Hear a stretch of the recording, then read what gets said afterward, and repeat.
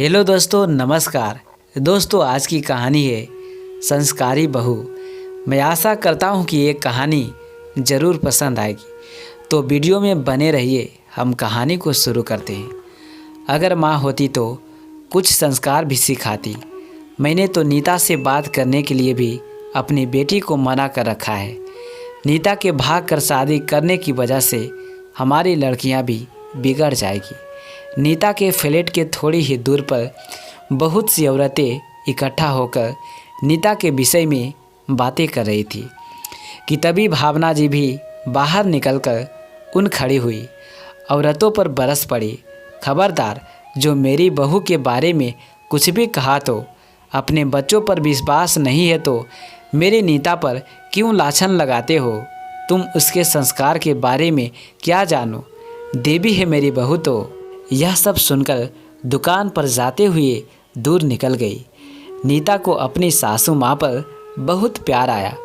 बस में बैठकर दुकान पर जाते हुए पुरानी बातों को आंखों के सामने नाच रही थी। माँ की मृत्यु के समय नीता केवल 11 वर्ष की थी और भाई 5 बरस का। पापा खाना बना कर देते थे, लेकिन क्योंकि वह एक कंपनी की गाड़ी चलाते थे तो कई बार उन्हें अपने साहस के साथ कुछ दिनों के लिए भी बाहर जाना पड़ता था। धीरे धीरे छोटी उम्र में ही नीता घर का काम करना और भाई का भी ख्याल रखना सीख गई थी। पापा जब भी बाहर जाते तो उनका ख्याल था फ्लैट में रहने वाले सोसाइटी के लोग उनके बच्चों का ख्याल रख लेंगे। लेकिन 11 वर्ष की उम्र में नीता बहुत सुगर गृहिणी बन चुकी थी। दोनों भाई बहन घर के बाहर हो सरकारी स्कूल में पढ़ते थे। कुछ साल पहले कंपनी बंद होने के कारण पापा की भी नौकरी छूट गई थी। निराशा और आर्थिक तंगी के समय नीता बहुत हिम्मत से उठी और घर से थोड़ी दूर मार्केट के साड़ियों के बड़े से शोरूम में उसने नौकरी करना शुरू कर दिया। 5वीं के बाद भाई को भी प्राइवेट स्कूल में डलवा दिया गया। पापा भी घर घर जाकर सेल्समैन का काम कर लेते थे। डिप्रेशन और टेंशन के कारण जब कभी पापा का ब्लड प्रेशर बहुत बढ़ जाता था तो नीता पापा को सांत्वना ही देती थी। घर की ओर बिट्टू की पढ़ाई के खर्च के कारण में कुछ नहीं बचता था। नीता की शादी के बारे में सोचकर ही पापा परेशान हो उठते थे। राजू भी उसकी साड़ी की दुकान में काम करता था और मालिक अक्सर उसे सूरत, भागलपुर, बनारस के साड़ियों के सिलसिले में भेजते ही रहते थे। उस दिन जब मालिक ने राजू को 3 दिन की छुट्टी देने को मना करा तो राजू बेहद परेशान था। मालिक उसे बनारस भेजना चाहता था और राजू छुट्टी चाहता था।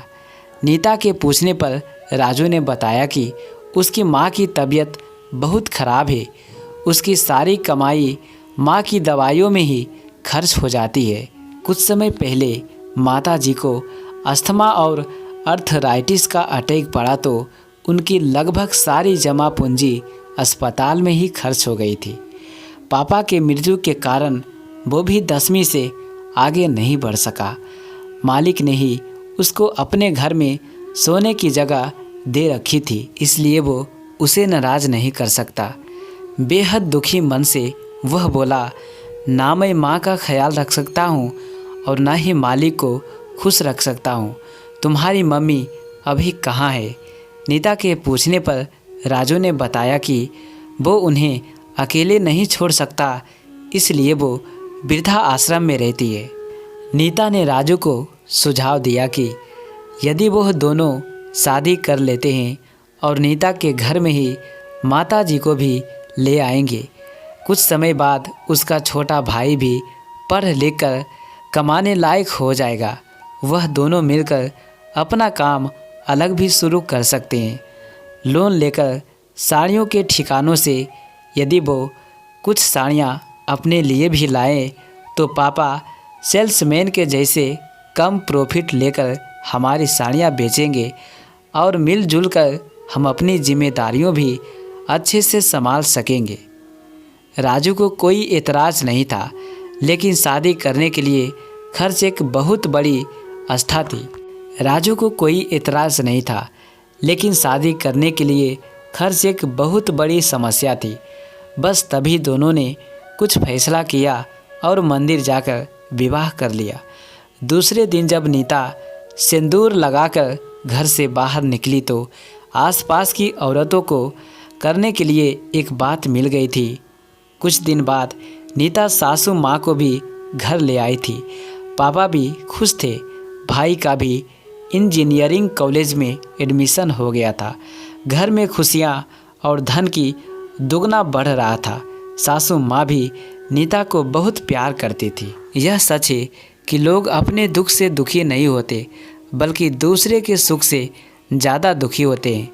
नीता को संस्कार विहीन बोलते हुए शायद सबको आत्मसंतुष्टि मिलती थी, लेकिन जब नीता की सासू माँ ने उन सबको यह कहते हुए झिकड़ा कि अपनी बच्चियों पर विश्वास करो, बच्चे अच्छे संस्कार देखकर सीखते हैं ना, कि तुम्हारी बुराइयां सुनकर मेरी बहू सबसे अच्छा संस्कारी और समझदार है।